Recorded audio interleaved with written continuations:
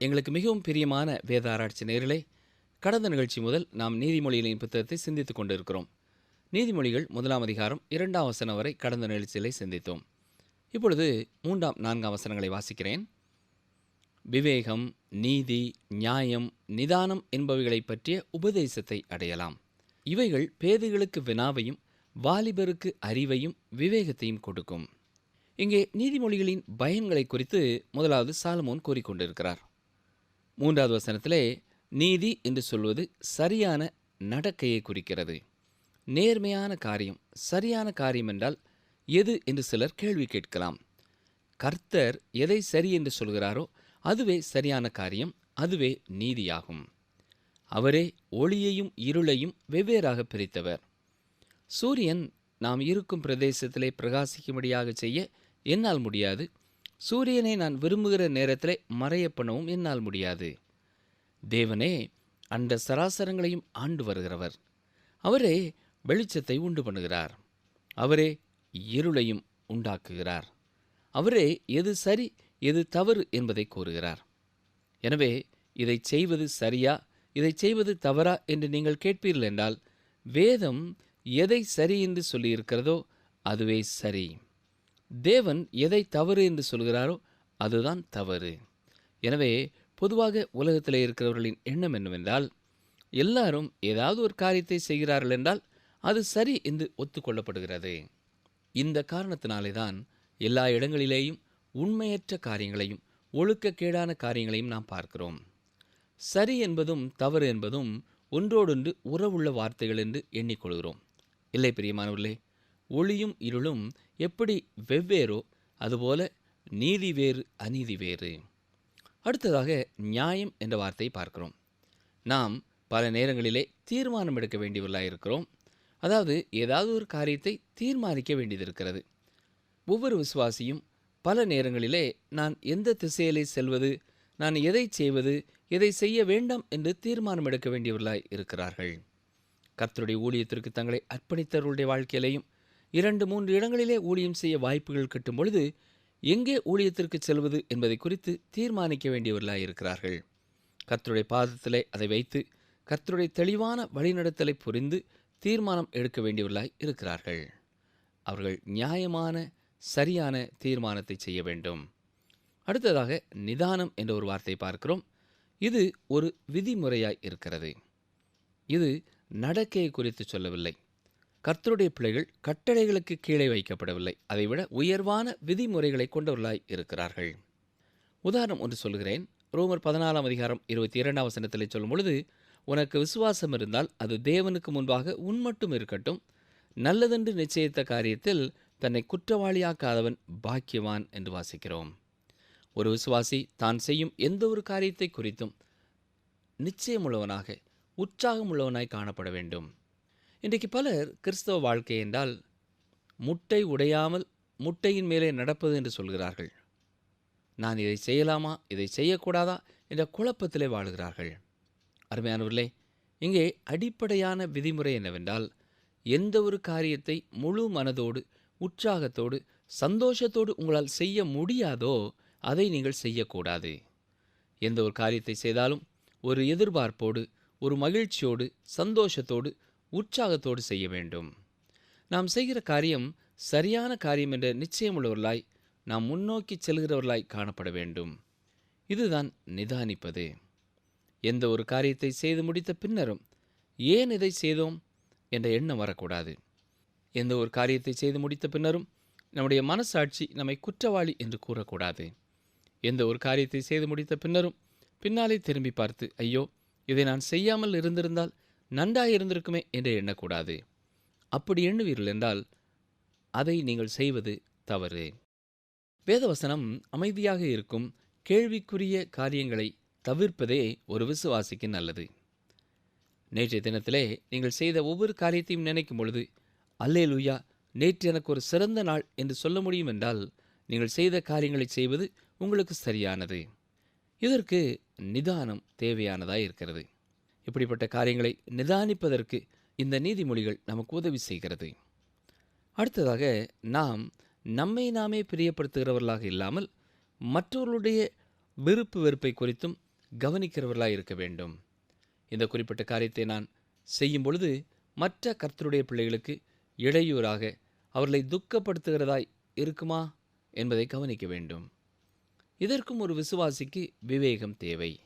அந்த விவேகத்தை இந்த நீதிமொழிகளின் புத்தகம் கொடுக்கிறது.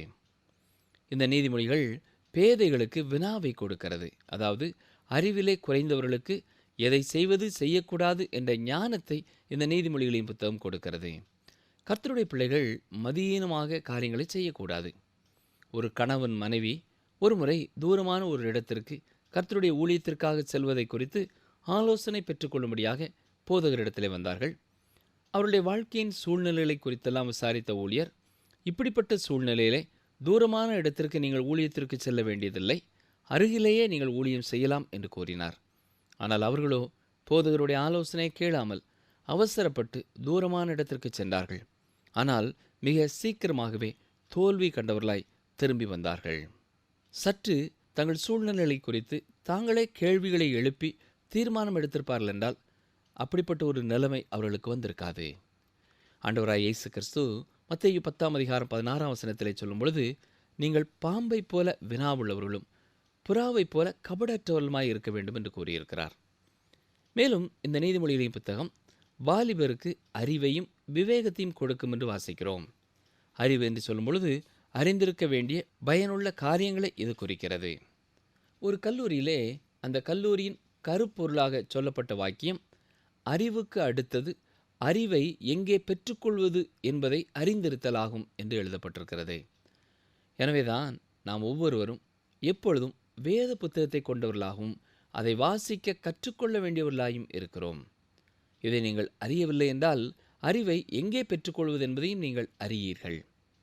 அடுத்ததாக விவேகம் என்று சொல்லப்பட்டிருக்கிறது. இது எந்த ஒரு காரியத்தையும் சிந்தித்து செயலாற்றுவது. ஒவ்வொரு வாலிப தம்பியும் தங்கையும் இந்த குணநலனை பெற்றவர்களாக இருக்க வேண்டும். இந்த தலைமுறை வாலிபர்கள் எதையும் தீர சிந்திக்காமல் உடனடியாக தலையிட்டுக் கொள்கிறார்கள். விவேகமுள்ள கிறிஸ்தவர்களை காண்பது மிக அற்புதமானது.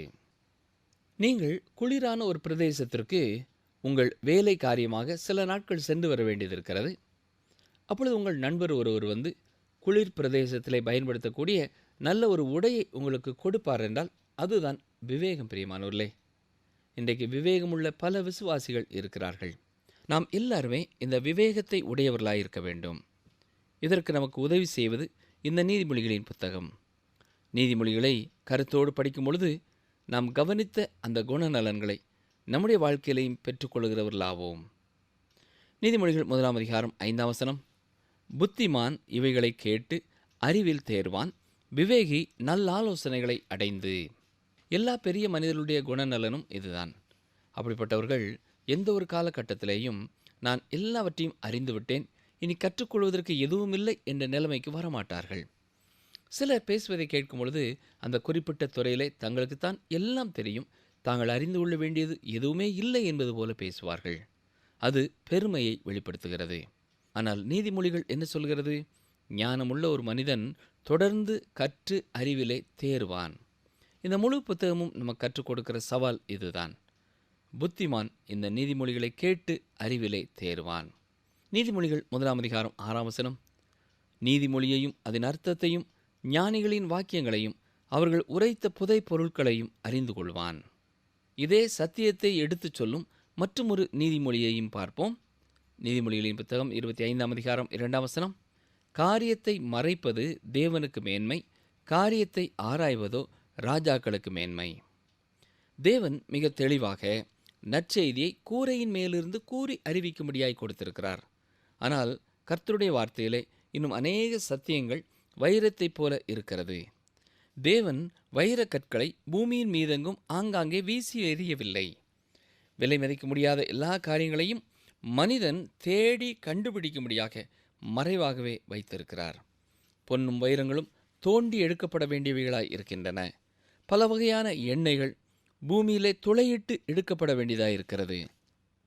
தேவனே அவைகளை அவ்வாறு செய்திருக்கிறார். காரியத்தை மறைப்பது தேவனுக்கு மேன்மை. கர்த்தருடைய வார்த்தைகளையும் மிக கவனத்தோடு ஆழமாக ஆராய்ந்து அறிந்து கொள்ள வேண்டியவர்களாக இருக்கிறோம். எனவேதான் ஆண்டவராய் இயேசு கிறிஸ்து சொல்லும் பொழுது வேத வாக்கியங்களை ஆராய்ந்து பாருங்கள், அவற்றினால் உங்களுக்கு நித்திய ஜீவன் உண்டு என்று எண்ணுகிறீர்களே என்று கூறியிருக்கிறார். நிகழ்ச்சியை கேட்டுக்கொண்டிருக்கிற எனக்கு அருமையான சகோதரனே, சகோதரியே, வேத புத்தகத்திலே இயேசு கிறிஸ்துவை நீங்கள் கண்டுகொள்ளவில்லை என்றால் நீங்கள் வைரத்தை இன்னமும் சரியானபடி தோண்டி எடுக்கவில்லை. நீதிமொழிகளை புரிந்து கொள்வதற்கு, அதன் அர்த்தத்தை விளங்கிக் கொள்வதற்கு, ஞானியின் வார்த்தையை சரியாய் அறிந்து கொள்வதற்கு இன்னும் ஆழமாய் தோண்ட வேண்டும், இன்னும் கவனமாய் படிக்க வேண்டும். வேறு வார்த்தைகளிலே சொல்ல வேண்டுமென்றால் மிக உன்னதமான சத்தியங்களை தேவன் நமக்கு கொடுத்திருக்கிறார். ஆனால் இந்நாட்களிலே பரிதாபமான ஒரு நிலை என்னவென்றால், பல செய்தியாளர்களும் ஆலயத்திற்கு வருகிறவர்களும் வேத வசனத்தை குறித்த அறிவற்றவர்களாய் காணப்படுகிறார்கள். வேத வாக்கியத்தை கற்றுக்கொள்வதற்கு மிக அக்கறையோடு ஜாக்கிரதையோடு செயல்பட வேண்டும். சிலர் மேலோட்டமாக வேத புத்தகத்தின் வாசகங்களை வாசித்தால் போதும் என்று எண்ணுகிறார்கள். பிரியமானவர்களே, ஆழமாக வேத வசனங்களை படிக்காமல் உள்ளே இருக்கிற கடினமான ஆனால் ருசியான சத்தியங்களை அறிந்து கொள்ள முடியாது. விஞ்ஞானிகளை சற்றே எண்ணி பாருங்கள். ஒரு குறிப்பிட்ட காரியத்தை கண்டுபிடிப்பதற்காக எத்தனையோ ஆயிரக்கணக்கான ஆராய்ச்சிகளிலே ஈடுபடுகிறார்கள். எத்தனையோ ஆண்டுகளாக ஆராய்ச்சிகளிலே எத்தனையோ தோல்விகளை அவர்கள் கண்டாலும் ஒரு நாள் வெற்றி பெறுகிறார்கள். மிக சாதாரண பொருட்களிலிருந்து பெரிய காரியத்தை பெற்றுக்கொள்ள முடியுமா என்று நாம் எண்ணி பார்க்க முடியாத கண்டுபிடிப்புகளையும் விஞ்ஞானிகள் கண்டுபிடித்திருக்கிறார்கள். ஆனால் இன்றைக்கு வேத வசனம் எவ்வளவு குறைவாக ஆராய்ந்து அறியப்படும் உண்டாயிருக்கிறது இல்லையா? தங்கள் வாழ்க்கையிலே அற்புதம் நடக்கும், அதிசயம் நடக்கும், உலக ஆசீர்வாதம் கிடைக்கும் என்றால் அதை குறித்து கேட்க கூடுகிற கூட்டம் பெரிதாயிருக்கிறது.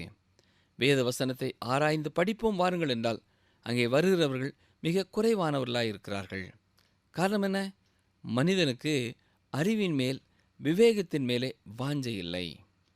இன்று நீதிமொழிகள் நமக்கு கொடுக்கும் ஒரு சவால் என்னவென்றால், தோண்டிப்பார், ஆழமாக கற்று அறிந்து கொள் என்பதாகும்.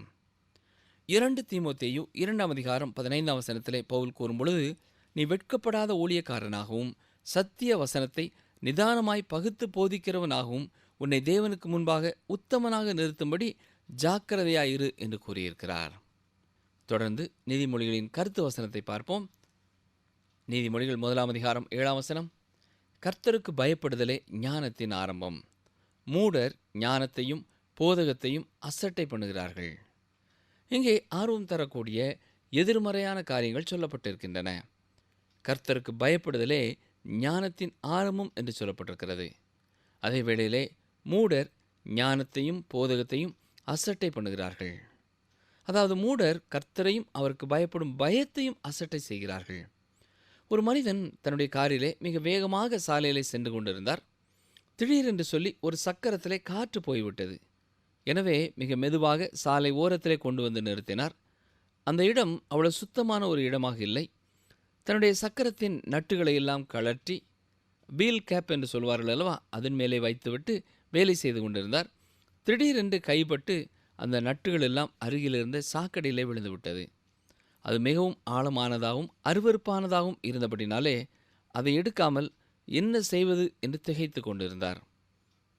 இவர் செய்கிற எல்லா காரியங்களையும் சாலையின் மறுபக்கத்தில் ஒரு பெரிய வளாகத்திலே வெளிவர முடியாதபடி வைக்கப்பட்டிருந்த ஒரு மனிதர் கவனித்து கொண்டிருந்தார். இந்த கார் சொந்தக்காரர் இப்படி திகைத்து நிற்பதை பார்த்து அந்த மனிதர் மற்ற ஒவ்வொரு சக்கரங்களிலிருந்தும் ஒவ்வொரு நட்டை எடுத்து, இந்த சக்கரத்தை நீங்கள் பொருத்தி சற்று தூரம் தள்ளி சென்றால் அங்கே கடைகள் உண்டு, மேலும் நட்டுகளை நீங்கள் வாங்கிக் கொள்ளலாம் என்று கூறினார். காரை ஓட்டி கொண்டு வந்த அவருக்கு இது ஆச்சரியமாயிருந்தது. எனக்கு இந்த அறிவு வரவில்லையே என்று வியந்தார். அப்பொழுது பாதையின் மறுபக்கம் இருந்தவர், தான் பார்ப்பதற்கு விகாரமாக தெரிந்தாலும் தான் ஒரு முட்டாள் அல்ல என்று கூறினாராம். ஆம், பிரியமான சகோதரனை, சகோதரியே, நம்முடைய வாழ்க்கையிலேயும் நாம் மூடர்களாக இல்லாதபடி இந்த நீதிமொழிகளின் புத்தகம் நமக்கு விலையேற பெற்ற அறிவையும் ஞானத்தையும் விவேகத்தையும் தருகிறதா இருக்கிறது. நீதிமொழிகள் 1ஆம் அதிகாரம் 8ஆம் 9ஆம் வசனங்கள், என் மகனே, உன் தகப்பன் புத்தியை கேள், உன் தாயின் போதகத்தை தள்ளாதே. அவைகள் உன் சிரசுக்கு அலங்காரமான முடியும், உன் கழுத்துக்கு சரப்பணியுமாயிருக்கும். இது முக்கியமான ஒரு குடும்ப உறவை குறித்து பேசுகிறது. இந்த நிகழ்ச்சியை கேட்டுக்கொண்டிருக்கிற பலர் தேவனுக்கு பயப்படும் பயமுள்ள பெற்றோர்களை கொண்ட குடும்பத்திலிருந்து வந்தவர்களாயிருக்கிறார்கள். உங்கள் பெற்றோர்களால் சிறந்த முறையில் நீங்கள் போதிக்கப்பட்டிருக்கிறீர்கள். அப்படிப்பட்டவர்கள் தங்கள் குடும்பத்திலே பெற்றோரால் கற்றுக் கொடுக்கப்பட்ட காரியங்களிலிருந்து வழி விலகி போகிறதில்லை. அதே வேளையிலே தங்கள் பிள்ளைகளுக்கு நல்ல போதனைகளை கொடுத்து வளர்க்காத பெற்றோர்களையும் கர்த்தரே கிருபையாய் காத்துக்கொள்வாராக. நீதிமொழியின் புத்தகம் 1 அதிகாரம் 10 என் மகனே, பாவிகள் உனக்கு நயங்காட்டினாலும் நீ சம்மதியாதே. இந்த சூழ்நிலை வீட்டிற்கு வெளியே உள்ள ஒரு சூழ்நிலை குறிக்கிறது. இளைஞனான ஒரு மனிதன் வீட்டை விட்டு வெளியேறி செல்லும் பொழுது அவன் சந்திக்கும் முதல் நபர் யார்? பொதுவாக அவன் சந்திக்கக்கூடிய சாதாரணமான ஒரு மனிதன் தேவனை அறியாத ஒரு மனிதனாகவே இருக்கிறான். ஆண்டவராய் இயேசு கிறிஸ்துவண்டை வராத ஒரு மனிதனாய் இருக்கிறான். நாம் எல்லாரும் பாவிகள். ஆனால் வீட்டை விட்டு வெளியே செல்லும் ஒரு மனிதன் மீட்கப்படாத ஒரு பாவியை சந்திக்கும் பொழுது அவன் பாவத்திலே தான் வாழ்ந்து கொண்டு இருப்பான். எனவேதான் இங்கே சொல்லப்பட்டிருக்கிற ஆலோசனை என்ன? வீட்டை விட்டு வெளியே போகிற மகனே, மகளே, பாவிகள் உனக்கு நயங்காட்டினாலும் நீ சம்மதியாதே. ஞாபகம் இருக்கிறதா? கடந்த நிகழ்ச்சியிலே நீதிமொழிகள் ஒவ்வொன்றும் வேத புத்தகத்தில் உள்ள ஒவ்வொரு மனிதர்களை கூட நமக்கு நினைப்பூட்டும் என்று கூறினேன். உங்களுடைய நண்பர்களை குறித்து பேசும் நீதிமொழிகளை நீங்களே இங்கே பார்க்கலாம். ஒருவேளை அதை குறித்து அவர்களிடத்திலே நீங்கள் பேச யோசித்தாலும் அந்த வசனத்தை வாசிக்கும் பொழுதெல்லாம் அவர்கள் முகங்களே உங்கள் கண்கள் முன்னால் வருகிறது. இந்த வசனத்தை வாசிக்கும் பொழுது நம்முடைய நினைவுக்கு வருவது யார்? யோசேப்பு. ஆம், அவர் அடிமையாக எகிப்து தேசத்திலே வாழ்ந்தாலும் போத்திபாரின் மனைவி நித்தம் அவனை தொந்தரவு செய்தாலும் அவளுடைய வார்த்தைக்கு அவன் கீழ்ப்படியவில்லை. அவனுடைய அனுபவத்தை தான் இந்த வசனம் கூறுகிறது. நீதிமொழிகள் 1 அதிகாரம் 11 முதல் 13 வரை வாசிக்கிறேன். எங்களுடைய வா இரத்தம் சிந்தும்படி நாம் பதிவிருந்து குற்றமற்றவர்களை முகாந்திரமின்றி பிடிக்கும்படி ஒளித்திருப்போம். பாதாளம் விழுங்குவது போல் நாம் அவர்களை உயிரோடு விழுங்குவோம். பூமியில் இறங்குகிறவர்கள் விழுங்கப்படுவது போல் அவர்களை முழுமையும் விழுங்குவோம். விலை உயர்ந்த சகலவித பொருட்களையும் கண்டடைவோம். கொள்ளை பொருளினால் நம்முடைய வீடுகளை நிரப்புவோம். கவனித்தீர்களா? பாவிகளான மனிதர்கள் ஒன்றுமில்லாத சூழ்நிலையிலிருந்து செல்வத்தையும் பொருட்களையும் பெற்றுக்கொள்வதற்கு தீமையான திட்டங்களை வைத்திருக்கிறார்கள். வேறு ஒருவர் கஷ்டப்பட்டு சம்பாதித்து வாழ வழிவகுக்கிறார்கள். நீதிமொழிகள் 1 அதிகாரம் 14 எங்களோட பங்காளியாயிரு, நம் எல்லாருக்கும் ஒரே பை இருக்கும் என்று அவர்கள் சொல்வார்களாகில். அருமையானவர்களே, இப்படிப்பட்ட கொள்கைகளை கொண்டவர்கள் தாங்கள் எதையுமே செய்ய மனமற்றவர்களாக இருப்பார்கள். நன்றாக வேலை செய்கிறவர்கள் தங்களுக்கு கொடுக்க வேண்டும் என்று எண்ணுவார்கள். இது தவறான ஒரு கொள்கை.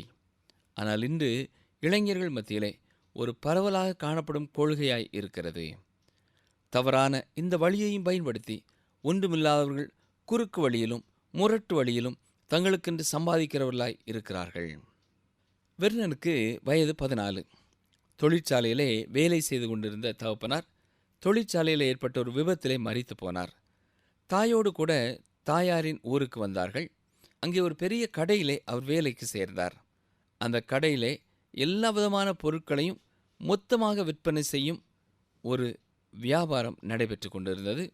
அங்கே வேலை செய்து கொண்டிருந்த அவருடைய வயதில் இருந்த மற்ற சிறுவர்கள் ஒவ்வொரு நாளும் பெரிய பெட்டியிலிருந்து மிட்டாயை சிறிய பெட்டிகளிலே அடைக்கும் பொழுது திருடினார்கள். முதல் நாள் வெர்னன் அதற்கு ஒத்துக்கொண்டார். ஆனால் அன்று இரவே அது சரியானதல்ல என்பதை உள்மனம் தெளிவாக கூறியது. மறுநாளே அதை குறித்து அறிக்கை செய்தார். ஆனாலும் மிட்டாயை திரும்ப கொடுக்க முடியவில்லை. ஏனென்றால் அதை சாப்பிட்டு விட்டார். ஆனால் அவருக்கு கொடுக்கப்பட்ட ஒரு சிலாக்கியம் என்ன தெரியுமா?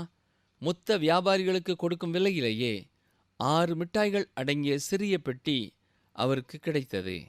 அதிலே 5 மிட்டாய்களை அங்கே வேலை செய்கிறவர்களுக்கு குறைவான விலையிலே அவர் விற்றாலும் அவருக்கென்றும் ஒரு மிட்டாய் கிடைத்தது. அதற்கும் அவர் கடினமாய் உழைக்க வேண்டியதிருந்தது. ஆம் பிரியமானவர்களே, உழைக்காமல் வரும் வருமானத்தை வாஞ்சிக்கிறவன் ஞானவான் அல்ல. அப்போஸ்தலனாகிய பவுலும் மிக தெளிவாக வேலை செய்யாதிருக்கிறவன் சாப்பிடாதிருக்க கடவன் என்று கூறியிருக்கிறார். நிகழ்ச்சி கேட்ட அருமையான சகோதரனே சகோதரியே, இந்த நீதிமொழிகளின் புத்தகம் பாவிகள் நயம் காட்டும் பொழுது அது தவறானது என்பதை உணர்ந்து கொள்ள செய்கிறது. நம் எல்லாருக்கும் ஒரே பை இருக்கும், எங்களுடைய பங்காளியா இரு என்று அழைக்கும் பொழுது அது தவறான பாதையிலே காலை இழுத்துச் செல்கிறது என்பதை உணரச் செய்கிறது. இந்த கர்த்தருடைய ஞானம் அடிப்படை நீதிமொழிகளை படிக்கும் பொழுது பொருளாசை எத்தனை கேடானது என்பதை நாம் உணர்ந்து கொள்ள செய்கிறது. இந்த நிகழ்ச்சி கேட்டுக்கொண்டிருக்கிற பலர் கூறும் ஒரு காரியம் என்னவென்றால், ஐயோ, நான் 2 ஆண்டுகளுக்கு முன் இதை கேட்டிருப்பேன் என்றால், அல்லது 5 ஆண்டுகளுக்கு முன்பு மட்டும் இந்த வார்த்தைகளை நான் கவனித்திருப்பேன் என்றால், எத்தனை குழியிலே நான் விழாமல் இருந்திருப்பேன் என்று கூறுகிறார்கள். இந்த நாட்களிலே இந்த கர்த்தருடைய வார்த்தை நம்மோடு தொடர்ந்து பேசட்டும். ஆண்டவர் விரும்புகிற நீதி உள்ள, நியாயமுள்ள, சரியான, நிதானிக்கக்கூடிய இருதயத்தை நமக்கு கொடுக்கத்தக்கதாக கருத்தோடு கர்த்தருடைய பாதத்திலே ஜெபிப்போமா? ஜெபம் செய்வோம். எங்களை அதிகமாய் நேசிக்கிற எங்கள் அன்பின் ஜீவனுள்ள பரமபிதாவே, உமக்கு பயப்படும் பயத்தையும் உம்முடைய ஞானத்தையும் எங்களுக்கு போதிக்கிற இந்த அருமையான நீதிமொழிகளின் புத்தகத்திற்காக உமக்கு நன்றி செலுத்துகிறோம். சாலமோன் மூலமாக நீர் எங்கள் ஒவ்வொருவருக்கும் கொடுத்திருக்கிற இந்த வார்த்தைகள் மூலமாக நாங்களும் உண்மையான விவேகத்தையும் அறிவையும் புத்தியையும் அடைந்து கொள்ள எங்களோடு நீர் பேசும்.